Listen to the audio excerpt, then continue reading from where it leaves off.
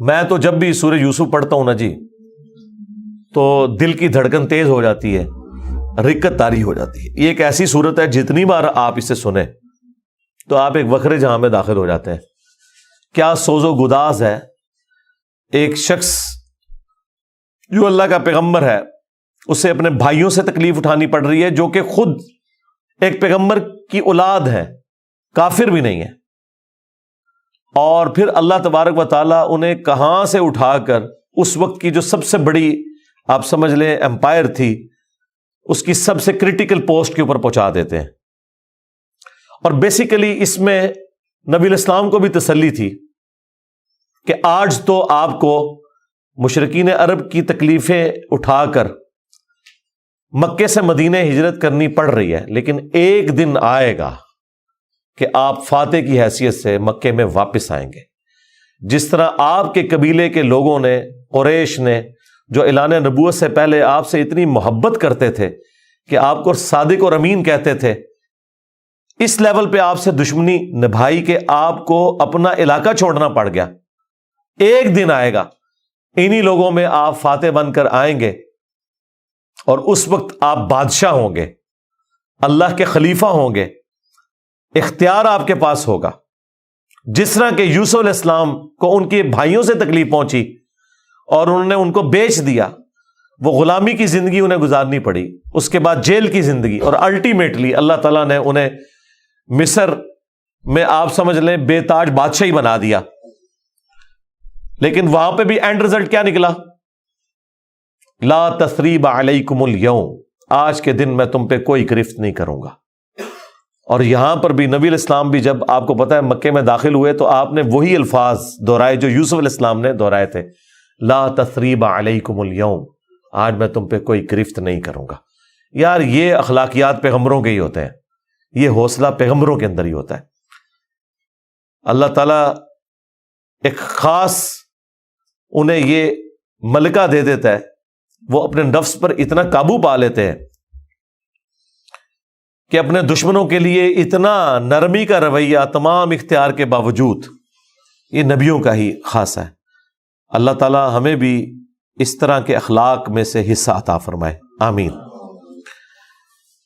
اچھا، ایران والوں نے یوسف علیہ السلام کی پوری یہ جو بایوگرافی سورہ یوسف میں آئی ہے، اس کے اوپر ایک تفصیلی فلم 45 اقساط کے اوپر بنائی ہے فارسی زبان کے اندر، اور کئی زبانوں میں اس کی ڈبنگ ہو چکی ہے۔ عربی کے اندر ہو چکی ہے ڈبنگ، اردو زبان کے اندر پیغام والے جو ہیں کراچی کے پروفیشنل ڈبنگ انہوں نے کی ہے۔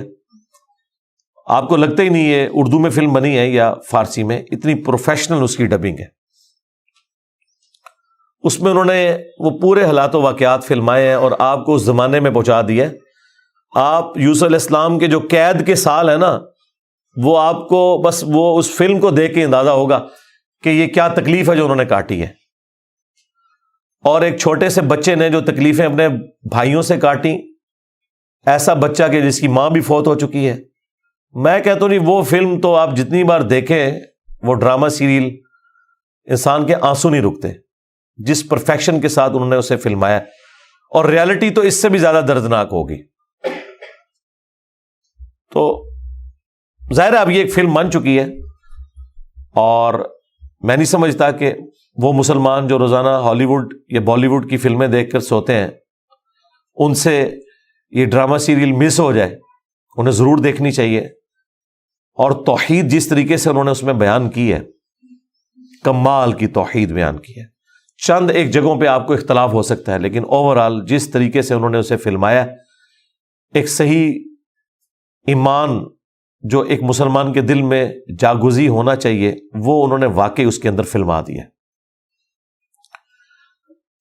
میں شروع میں ایک بلو پرنٹ کے طور پر سورہ یوسف میں جو یوسف علیہ السلام کی بایوگرافی آئی ہے وہ بیان کر دیتا ہوں، مختصر سی، تفصیلی میں نہیں کروں گا تاکہ آپ کا ٹیسٹ خراب نہ ہو۔ پھر آپ جب ان آیات سے گزریں گے تو آپ اس ٹیسٹ کو فیل کریں گے۔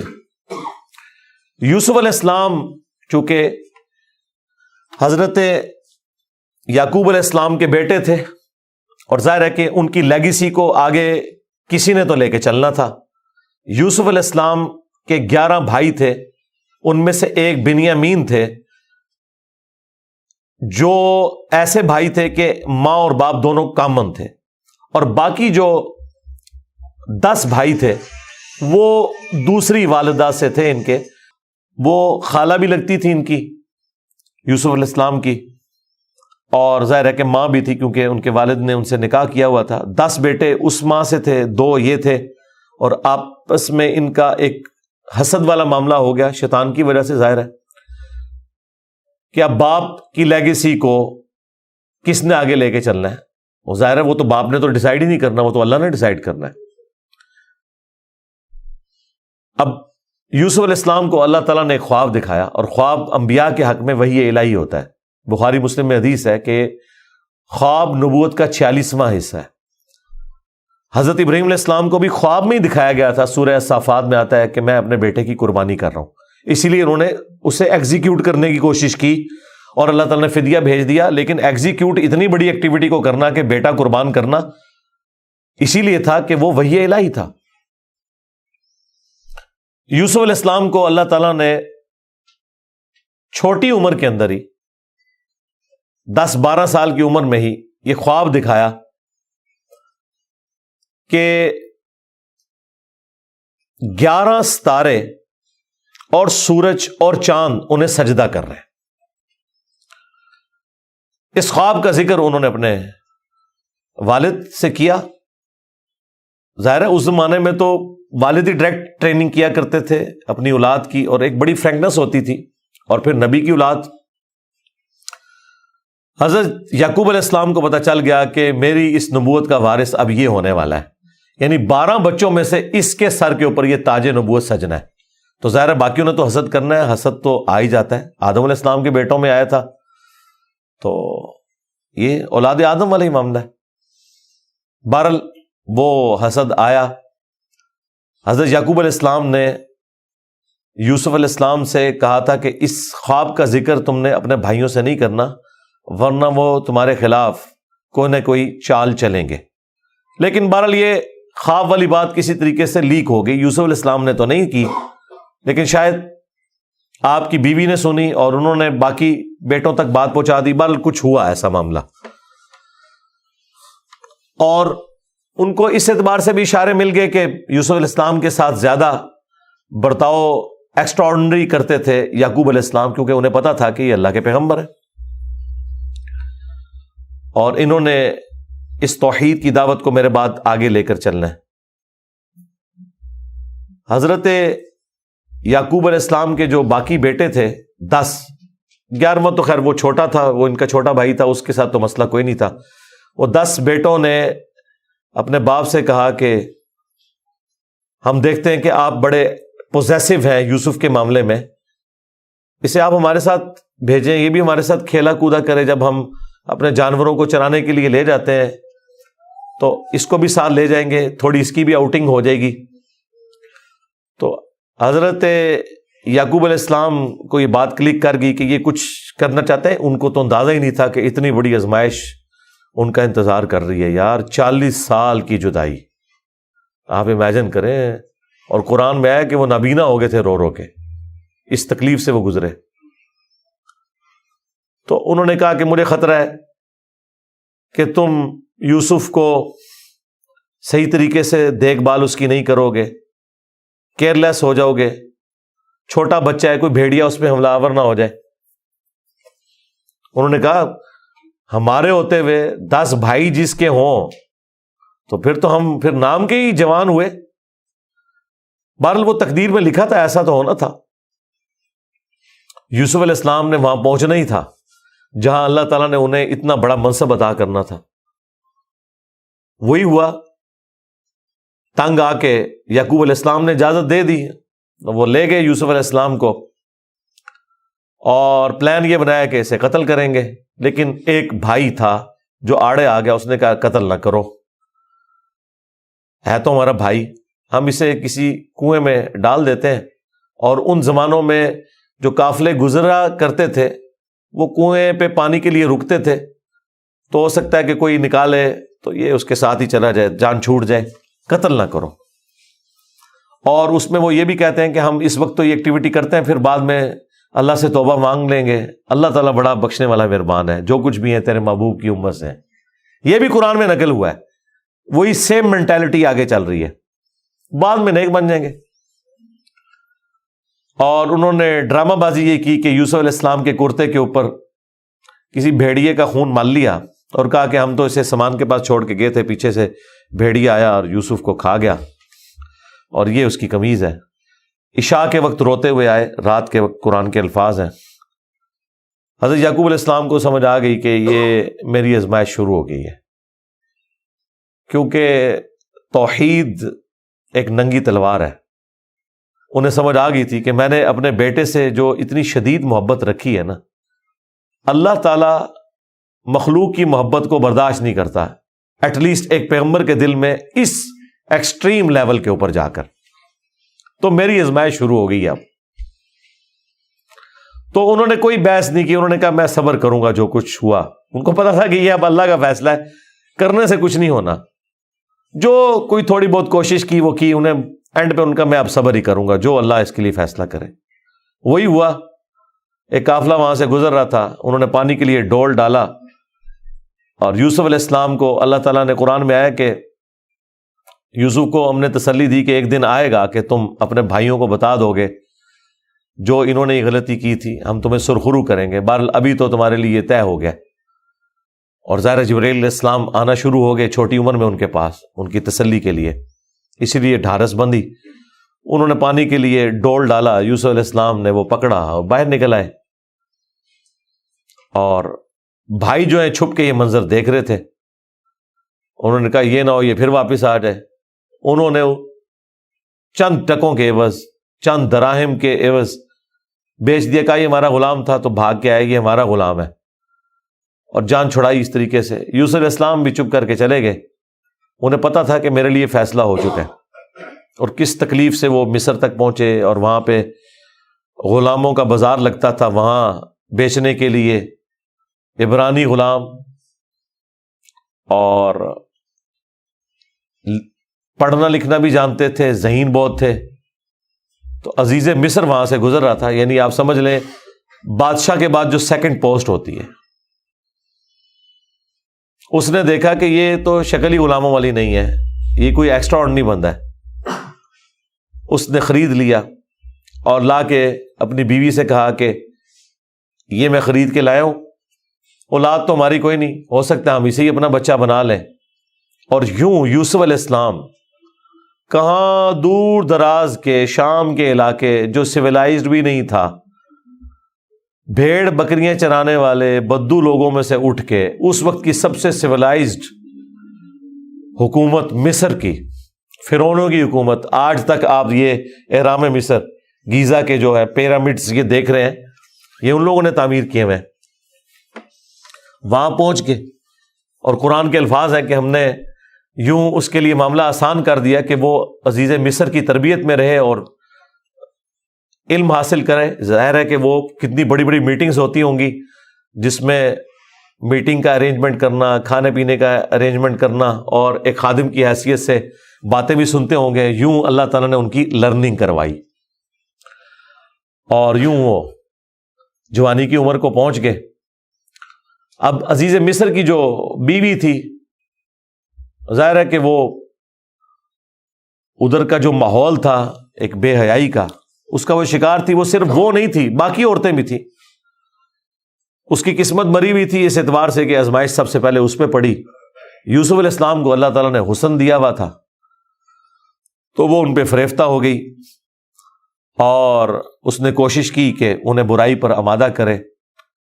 دروازے بند کر دیے، قرآن کے الفاظ ہیں، برائی کی طرف بلایا۔ پہلے بلایا تو کسی اور کام سے تھا، اور اللہ تعالیٰ نے قرآن میں کہا کہ اس عورت نے یوسف کا قصد کیا، یوسف بھی قصد کر لیتا اگر اپنے رب کی نشانی نہ دیکھ لیتا، برہان۔ اور وہ نشانی قرآن میں نقل نہیں ہوئی، اسرائیلی روایتوں میں ملتا ہے کہ ان کو ان کے والد یعقوب علیہ السلام کی شبیہ دکھائی گئی، جو کہ یوں انگلی سے اشارہ کر رہے تھے کہ بیٹا یہ کام نہیں کرنا، اس طرف نہیں آنا۔ تو وہ بچ کے، ظاہر ہے اللہ نے فرمایا کہ یہ ہمارے مخلص بندے تھے، یعنی مخلص چنے ہوئے، ایک لفظ ہے مخلص جو اخلاص شو کرتا ہے، ہم مخلص ہونے کی کوشش کرتے ہیں، لیکن مخلص پیغمبر ہوتے ہیں جنہیں اللہ اپنے لیے خالص کر لیتا ہے۔ اللہ نے کہا ہم نے بچایا، یعنی انبیاء بھی جو بچتے ہیں نا برائیوں سے، وہ اللہ کی مدد کی وجہ سے۔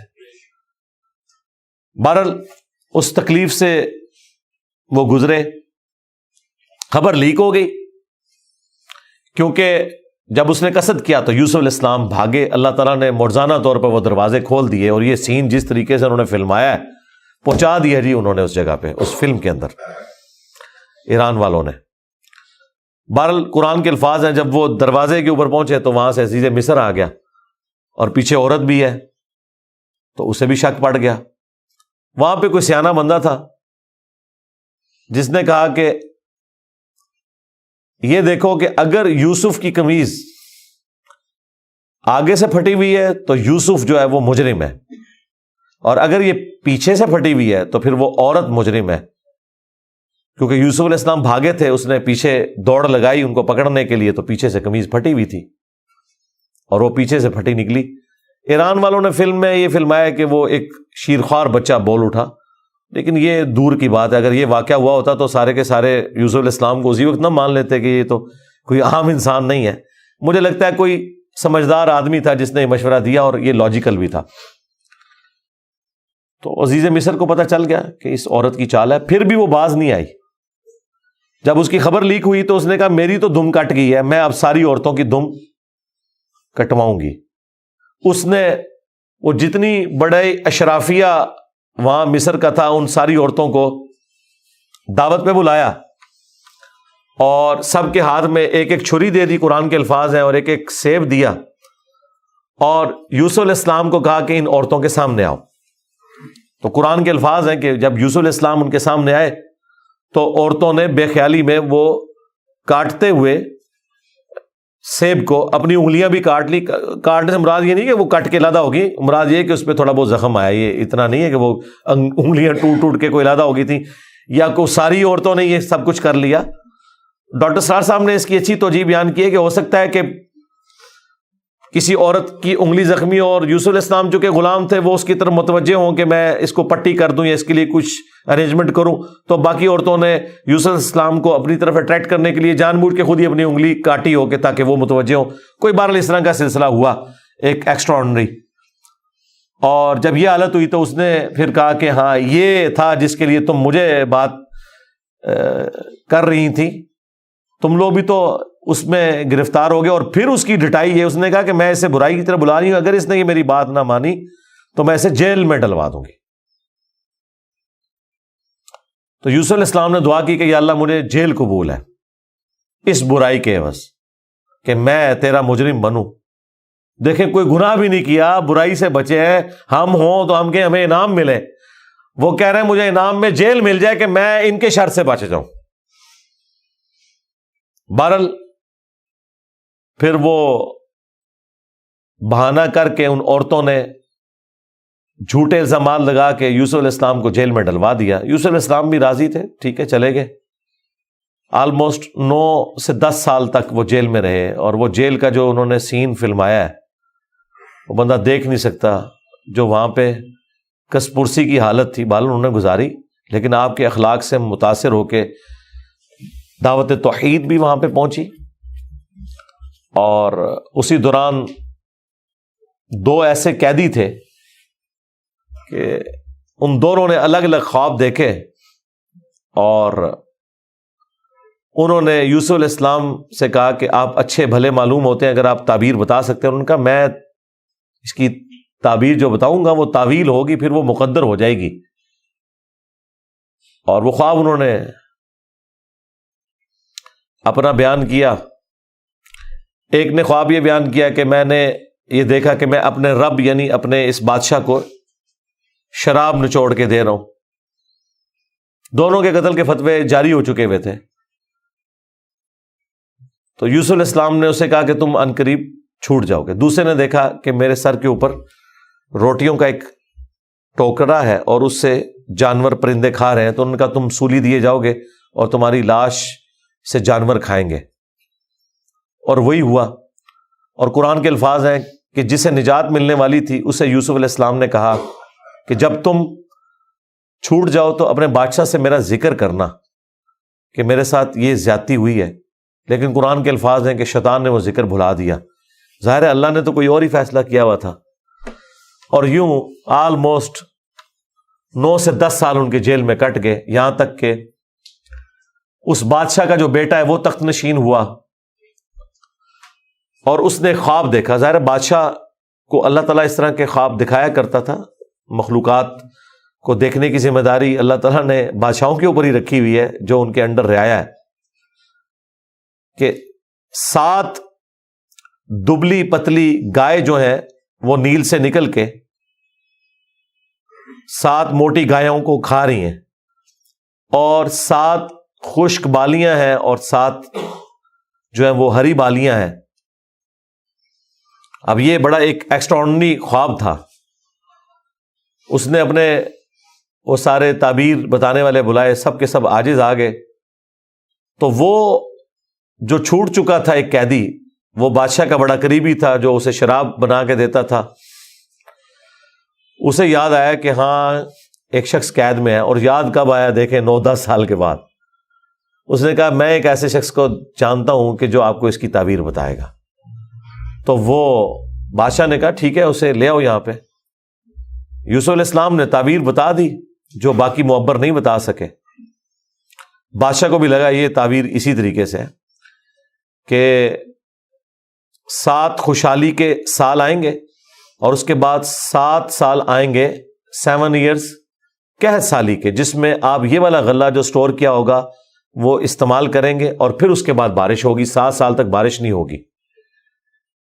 اور ان 7 سالوں کے لیے آپ نے اپنی وہ والی گندم سنبھال کے رکھنی ہے جو ان خوشحالی کے 7 سالوں میں خوب پیداوار ہوگی. تو بادشاہ نے کہا انہیں بلا کے لاؤ. انہوں نے کہا نہیں پہلے میرا وہ مسئلہ حل کریں جو میرے اوپر الزامات لگا کے ان عورتوں نے اندر کیا. پھر بہرحال وہ معاملہ بھی سیٹل ہوا. عورتوں نے مان لیا کہ یوسف علیہ السلام کی کوئی غلطی نہیں تھی. پھر یوسف علیہ السلام عزت کے ساتھ لائے گئے بادشاہ کے پاس, اور انہوں نے خود کہا کہ مجھے وزیر خوراک بنا دے, میں امین بھی ہوں اور ان معاملات کو ہینڈل بھی کر سکتا ہوں. پھر انہوں نے جس طریقے سے ان معاملات کو ہینڈل کیا اور کہا کہ آپ نے گندم کے دانوں کو بالیوں سے باہر نہیں نکالنا. یہ سٹوریج کا طریقہ بھی یوسف علیہ السلام کو اللہ تعالیٰ نے سکھایا. یوں گندم خراب نہیں ہوتی, سال ہر سال آپ استعمال کر سکتے ہیں. آج بھی گندم اسی طریقے سے سٹور ہوتی ہے. اب وہ قحط سالی صرف مصر تک نہیں تھی, شام تک بھی پھیل چکی تھی. اور وہی بھائی بالآخر گندم کی تلاش میں مصر آئے. انہیں تو پتہ ہی نہیں تھا کہ ان کا بھائی یہاں کا بے تاج بادشاہ بن چکا ہے. یوسف علیہ السلام نے انہیں پہچان لیا. ان تو سوچا ہی نہیں تھا کہ یہ سب کچھ ہوا. کوئی اس وقت انٹرنیٹ کوئی اس طرح کی تو چیز ہے ہی نہیں تھی. تو یوسف علیہ السلام نے انہیں غلہ دیا اونٹ بھر کے, اور جاتے ہوئے خادمین کو کہا کہ ان کی جمع پونجی بھی آپ نے ان کے اسی سامان کے اندر رکھ دینی ہے تاکہ یہ متاثر ہوں اور اگلی دفعہ پھر آئیں. اور پھر ان سے انٹرویو کیا تو انہوں نے کہا ہمارے تو اس طرح بھائی ہیں, ایک بھائی ہے وہ ہمارے والد صاحب تو اس کو اپنے سے جدا نہیں ہونے دیتے, اس کے اندر وہ اپنے اس بیٹے کو تلاش کرتے ہیں جسے بھیڑیا کھا گیا تھا, اور وہ بیٹا سامنے تھا. یوسف علیہ السلام کے بارے میں اللہ تعالیٰ فرماتا ہے کہ یوسف علیہ السلام یہ باتیں سن رہے تھے اور دل ہی دل میں کہہ رہے تھے کہ تم ظالم ہو, لیکن اللہ کی طرف سے اجازت نہیں تھی. ان کا اچھا پھر تم دیکھ رہے ہو اس بھائی کا بھی سامان میں تمہیں دیتا ہوں, اگلی بار اس بھائی کو ساتھ لے کے آؤ گے ورنہ میں تمہیں سامان نہیں دوں گا. ظاہر کسی بہانے سے تو بلانا تھا نا. اور واپس جب پہنچے انہوں نے دیکھا یہ تو اتنا فیاض بادشاہ ہے, اس نے تو ہماری وہ جمع پونجی جو بھی تھا, کوئی کاٹن لے کے گئے تھے, اس وقت تو بارٹر سسٹم ہوتا تھا نا, وہ واپس کر دی ہے. تو اپنے والد سے کہا کہ آپ اپنا وہ بیٹا بھی بھیجیں, وہ تو بڑا اچھا بادشاہ ہے. تو ان کا نا ایک دفعہ تم اسی کے بھائی کو لے گئے تھے وہ واپس نہیں آیا, اس کو تو میں اب الگ نہیں کروں گا. ان کا ابا جی پھر بھوکے ہی مریں گے. آپ کون سے شیخ عبد القادر جیلانی ہے کہ آپ نگاہ مار کے یہ کچھ کر لیں گے؟ ہاں تو اور کیا, گندم کے لیے انبیاء ان کی اولادیں اور یہ تو ہمیں سکھاتے ہیں کہ جی بڑے سے بڑا غوث قطب ابدال کسی صحابی کے پاؤں کی خاک بلکہ گھوڑے کے قدموں کی خاک نہیں ہے. تو قرآن میں تو کچھ اور ہی مل رہا ہے. اب بڑی فاقے آ رہے ہیں کہ کیا کریں. ان کا ٹھیک ہے بس دوسرا بھی اب دیتا ہوں. اور پھر اس میں انہوں نے ایک جملہ بولا کہ قریب ہے کہ اللہ تعالیٰ مجھے میرا یوسف بھی واپس کر دے. انہیں پتا چل گیا کہ ابھی بھی میری آزمائش باقی ہے. میں نے یوسف کو بنیامین میں تلاش کرنا شروع کر دیا تھا. ابھی بھی وہ والی کامل توحید جو اللہ کو ریکوائرڈ ہے نا, جو پیغمبر سے ریکوائرڈ ہے, ایکسٹرا آرڈنری, والذین آمنوا اشد حبا للہ, اس کا بھی اعلیٰ ترین درجہ. تو انہوں نے کہا بہرحال مجھ سے پکا عہد کرو کہ اس بھائی کو واپس لے کے آؤ گے یہاں تک کہ سارے قتل ہو جاؤ, پھر تو معافی ہے, ادروائز تم لوگ زندہ واپس آئے اور اس کو نہ لائے میں تمہیں معاف نہیں کروں گا. ان کا جی ابا جی عہد کرتے ہیں, جی بے فکر ہو جائیں آپ, ایسے ہی ہوگا. لے گئے. اب وہاں تو یوسف علیہ السلام نے پلان کیا تھا. جاتے ہی انہوں نے بنیامین کو تو اپنے پاس بلا کے کہا کہ میں تیرا وہ گم شدہ بھائی یوسف ہوں. بلکہ ان کی نظر میں تو وہ سمجھ لیں فوت ہی ہو چکے تھے. اور کہا کہ اپنے بھائیوں کو نہیں بتانا تم نے, میں ایک طریقے سے تمہیں یہاں روکوں گا کیونکہ بادشاہ کے قانون میں تمہیں روک نہیں سکتا. تو اس کے لیے قرآن میں الفاظ ہیں کذالک کدنا لیوسف, ہم نے یوسف کو یہ تدبیر سکھائی تھی, ایک ہیلا سکھایا کہ وہ بادشاہ کا ایک قیمتی پیالہ تھا جو بنیامین کے سامان میں انہوں نے واپسی پہ رکھوا دیا, اور جب وہ واپس جانے لگے تو پیچھے سے آواز لگائی گئی قافلے والوں تم چور ہو. اور یوسف علیہ السلام کو پتا تھا کہ بنی اسرائیل میں چوری کی سزا یہ ہے کہ وہ شخص پھر غلام بن جاتا ہے جس کی اس نے چوری کی ہوتی ہے. ان کا بتاؤ اگر کوئی چور نکلا, ان کا جس کے سامان میں نکلا وہ آپ رکھیں اس بندے کو. تو انہوں نے مختلف جگہ سے شروع کیا, بنیامین سے سٹارٹ نہیں کیا ورنہ تو پلان ڈسکلوز ہو جاتا. الٹیمیٹلی بنیامین کے سامان میں سے نکلا. تو انہوں نے کہا ہاں اس کا بھائی بھی اسی طرح چور تھا, اندازہ کریں ہر جگہ وہ ٹھونگ مارتے سن نال نال. تو اچھا یہ پھر ایران والوں نے اس فلم میں کھولا ہے کہ وہ کس چوری کی طرف اشارہ کر رہے تھے. وہ یوسف علیہ السلام سے ان کی پھوپھی بڑی محبت کرتی تھی, وہ لے گئی تھی اور وہ ان کو اپنے پاس رکھنا چاہتی تھی. تو انہوں نے کہا کہ میرا فلاں قیمتی کپڑا جو ہے وہ چوری ہو گیا ہے, حالانکہ وہ چوری نہیں ہوا تھا. اور وہ یوسف علیہ السلام کے سامان سے انہوں نے ریٹریو کیا, اور اس کے بدلے میں یعقوب علیہ السلام کو کچھ عرصہ اپنے اس بیٹے کو اپنی بہن کے پاس چھوڑنا پڑا. تو یہ ان کو کلک کر گیا آئیڈیا, یہی والا آئیڈیا انہوں نے اپنے بھائیوں کے اوپر بھی اپلائی کیا. اور ان کے بھائیوں کا بھی اشارہ اسی طرف تھا کہ اس نے تو بچپن میں اس کا بڑا بھائی بھی چور تھا, حالانکہ اس نے چوری نہیں کی ہوئی تھی, نہ ادھر چوری والا معاملہ تھا. بہرحال ان میں سے ایک بھائی نے کہا بھائی میں تو اب واپس نہیں جاؤں گا, میں تو ابے سے عہد کر کے آیا ہوں کہ بھائی میں تو اپنے بھائی کی یاد میں ادھر ہی رہوں گا جب تک کہ کوئی معاملہ نہ ہو. تم لوگ جاؤ نا ذرا اور جا کے ابا جی کو ساری صورتحال بتاؤ, اور بتاؤ کہ تمہارا یہ بیٹا چور نکلا ہے اور ہم لاکھ قسمیں کھائیں آپ نے ماننا نہیں ہے. تو وہ چلے گئے واپس.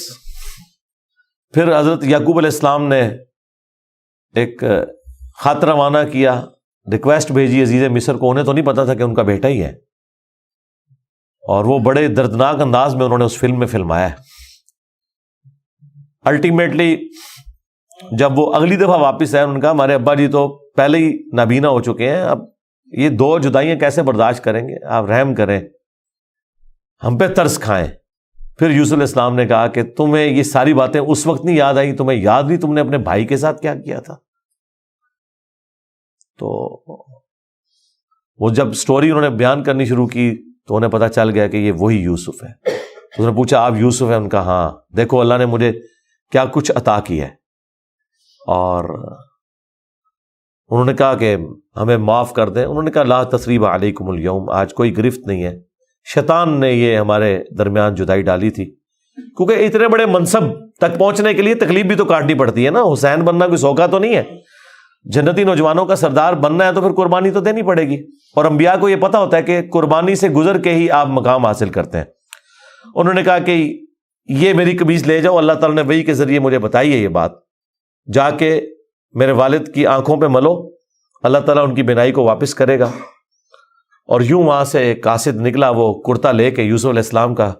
قرآن کے الفاظ ہیں, حضرت یعقوب علیہ السلام کہتے ہیں کہ اگر تم مجھے مفند نہ سمجھو, وہی المحند عن المفند, قرآن میں الفاظ ہیں یہ, یعنی یہ نہ سمجھو کہ میرا دماغ سٹھیا گیا ہے، تو مجھے تو یوسف کی خوشبو آ رہی ہے۔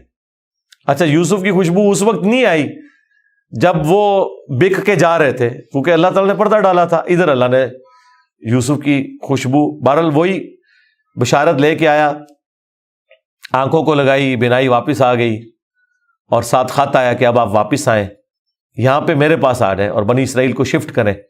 وہ سارے ود فیملی وہاں شفٹ ہوئے۔ وہاں یوسف علیہ السلام آل نال تھے، انہوں نے ایک قطعہ زمین ان کو دیا، اور یوں بنی اسرائیل وہاں پہ آباد ہو گئے، اور پھر حکومتی لیول پہ رہے، یہاں تک کہ وہاں پہ ایک نیشنل موومنٹ غالب آئی اور ان کو غلام بنا لیا گیا، جو کسی زمانے میں بادشاہت انجوائے کر رہے تھے۔ اور پھر ان غلاموں میں اللہ تعالیٰ نے حضرت موسیٰ علیہ السلام کو مبعوث کیا اور فرعونیوں سے نجات دلوائی، ایک منجی اور ہادی بنا کے۔ اور پھر وہ جاتے ہوئے المستدل علاقے میں آتا ہے، یوسف علیہ السلام نے وصیت کی تھی کہ جب کبھی بنی اسرائیل یہاں سے شفٹ ہو تو میری لاش بھی لے جانی ہے۔ پھر وہ لاش بھی لے گئے، اس پہ میری تفصیلی ویڈیو ریکارڈ ہے، آپ یوٹیوب پہ دیکھ سکتے ہیں۔ یہ پورے کا پورا ایک معاملہ تھا، اور پھر وہ آخر میں وہی ہوا کہ سجدہ تعظیمی کیا یوسف علیہ السلام کو ان کے بھائیوں نے اور ماں باپ نے۔ ان زمانوں میں سجدہ تعظیمی جائز تھا، جس طرح کہ آدم علیہ السلام کو فرشتوں نے کیا، اور اس امت میں حرام ہو گیا۔ ابو داؤد میں اور ترمذی میں حدیث ہے کہ اگر میں سجدہ تعظیمی جائز سمجھتا تو بیویوں سے کہتا کہ اپنے خامدوں کو کریں اس حق کے سبب۔ ابو داؤد میں تو الفاظ ہیں، ایک صحابی نے حضور کو سجدہ کیا، آپ نے فرمایا سر اٹھا کیا کر رہا ہے، جب میں فوت ہو جاؤں گا تم میری قبر سے گزرو گے تو کیا مجھے سجدہ کرو گے؟ انہوں نے کہا نہیں یا رسول اللہ۔ فرمایا مجھے کیوں سجدہ کر رہے ہو؟ اگر میں سجدہ جائز سمجھتا تو بیویوں سے کہتا کہ اپنے خامدوں کو کریں۔ اور یہ سجدہ تعظیمی، سجدہ عبادت ہمیشہ سے اللہ کے لیے رہا ہے۔ جبرائیل علیہ السلام نے حضرت آدم کو سجدہ عبادت نہیں کیا، سجدہ تعظیمی تھا۔ ان زمانوں میں ٹو باؤ ڈاؤن بھی ہوتا تھا، جھکا بھی جاتا تھا۔ ہمارے نبی علیہ السلام پر اللہ تعالیٰ نے جو ختم نبوت فرمائی تو توحید بھی ایسی کامل کی ہے کہ اب یہ سب کی سب معاملات ختم۔ ختم نبوت کی برکت سے کشف، الہام، یہ سب کچھ ختم غیر نبی کے اوپر، سوائے بخاری مسلم میں ہے مبشرات، وہ بھی خواب،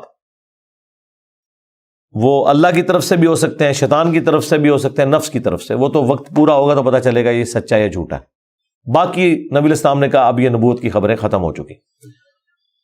اگلے زمانوں میں یہ ہوتا تھا، اللہ تعالیٰ غیبی خبریں دیا کرتا تھا غیر انبیاء کو بھی، اور اگلے زمانوں میں یہ بھی تھا کہ سجدہ تعظیمی ہوتا تھا۔ اللہ تعالیٰ نے توحید بھی اس امت میں کامل کی کہ سجدہ تعظیمی بھی حرام کر دیا، اور اب کسی کے لیے سجدہ نہیں ہے۔ بل وہ سجدہ کیا تو حضرت یوسف علیہ السلام نے کہا ابا جان یہ دیکھ لیں، یہ تعبیر ہے میرے اس خواب کی جو میں نے وہ بچپن میں دیکھا تھا۔